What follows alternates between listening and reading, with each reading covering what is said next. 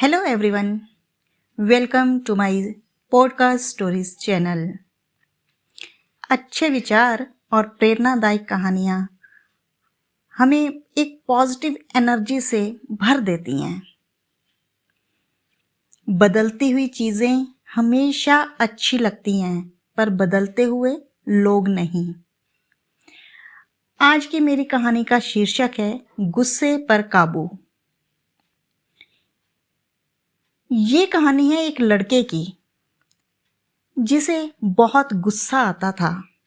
उसे जब भी गुस्सा आता वह अपने आसपास पड़ी चीजों को तोड़ देता या फिर फेंक देता और उसके सामने जो भी रहता उसे वे अच्छा बुरा जो मन में आता बोल देता था। उसके माँ बाप उसे लेकर बहुत चिंतित रहने लगे। वह किसी की परवाह ही नहीं करता था सिवाय एक जन के, और वो थे उनके दादाजी। वह सिर्फ अपने दादाजी की बात मानता था। एक दिन उस लड़के के माता पिताजी ने उसके दादाजी से बात किया और कहा कि आप ही उसे समझाएं, वह किसी की बात नहीं सुनता है। उसके दादाजी ने कहा, ठीक है, मैं कुछ उपाय करता हूं, कुछ ही दिनों में उसका गुस्सा कम हो जाएगा।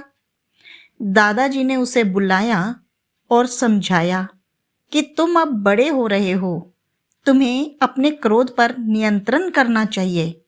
उस लड़के ने कहा, दादाजी, मैं क्रोध पर काबू करना चाहता हूं, लेकिन क्या करूं, कर नहीं पाता। दादाजी ने कहा, ठीक है, अब से तुम एक काम करना, मैं तुमसे जो कहूं उसे ध्यान से सुनो। दादाजी ने उसे कुछ कील दिए और कहा, अब जब भी तुम्हें गुस्सा आए, इन कीलों में से एक कील तुम सामने की दीवार पर ठोक दिया करना।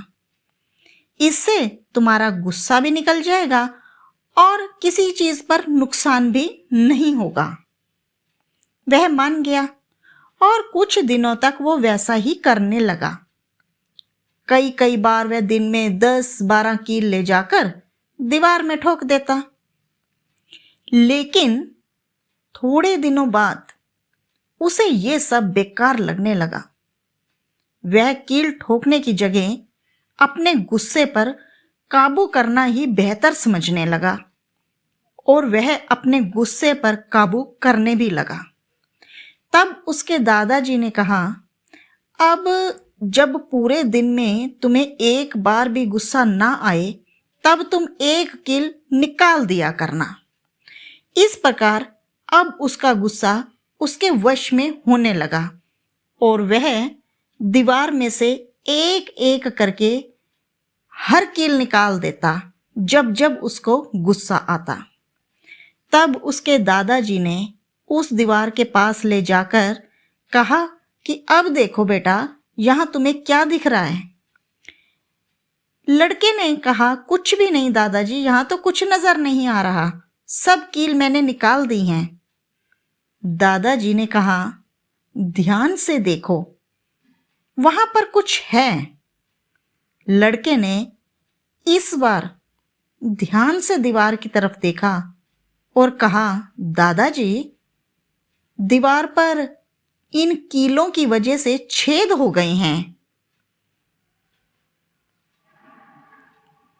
तब उसके दादाजी ने कहा, ठीक इसी तरह जब तुम गुस्सा करते थे तो सामने वाले इंसान को उससे तकलीफ होती थी।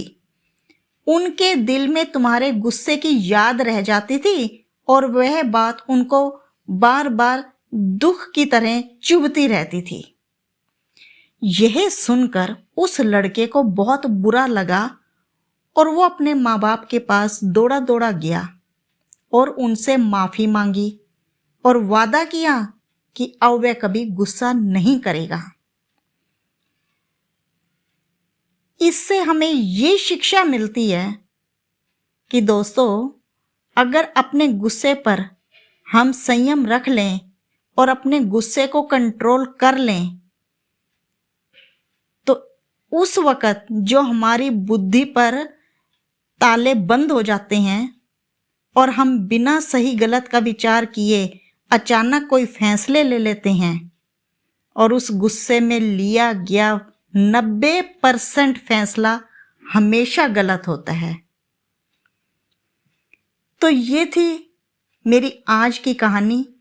आपको कैसी लगी ज़रूर कमेंट करके बताइएगा और मेरे इस चैनल को लाइक, शेयर और सब्सक्राइब ज़रूर कीजिएगा। Good bye.